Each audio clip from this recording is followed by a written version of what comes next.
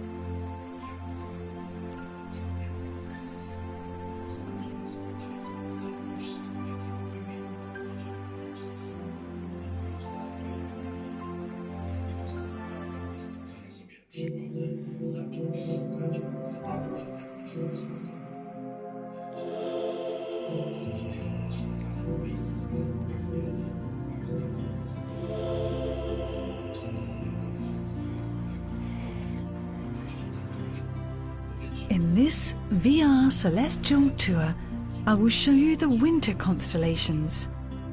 The cold air of winter is crisp and clean, and the stars look particularly beautiful, don't you think? One of the features of the winter sky is the great number of bright stars. Let's take a walk out in the starry sky. Parcels. First off is Orion. Orion is a legendary hunter from Greek mythology. This constellation is famous for the 3 stars that make up his belt. Can you find Orion? That's right. The stars that spread out in all 4 directions is Orion. Legend says that Orion was a great hunter. Even now, he's in the middle of hunting rabbits. It is said that Canis Major is Orion's hunting dog. I bet he was a very brave and happy hound. Orion was a very brave hunter, but he seems to have been a little violent. The gods created a scorpion to kill Orion. Orion tried to stamp on the scorpion, but the scorpion stung Orion and he died. Even as constellations, when Scorpio appears in the sky, Orion will hide behind the Earth's surface to escape him. I guess he learned his lesson. Another hunting dog appears in the winter sky. Here it is, Canis Minor. This little dog is the hound of the famous hunter Actaeon, and one day he went out with his master and the other dogs on a hunt. However, Actaeon unfortunately enraged a goddess who turned him into a deer, who was then chased by his own dogs. The hounds killed Actaeon. Only one of the dogs waited for Actaeon, and this hound was eventually lifted up into the heavens as a constellation.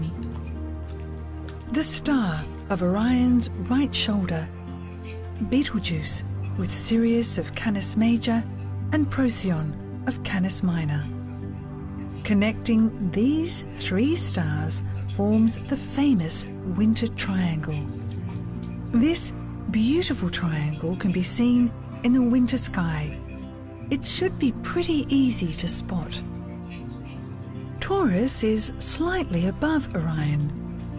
Taurus has large horns, and on its shoulders is the famous Pleiades star cluster.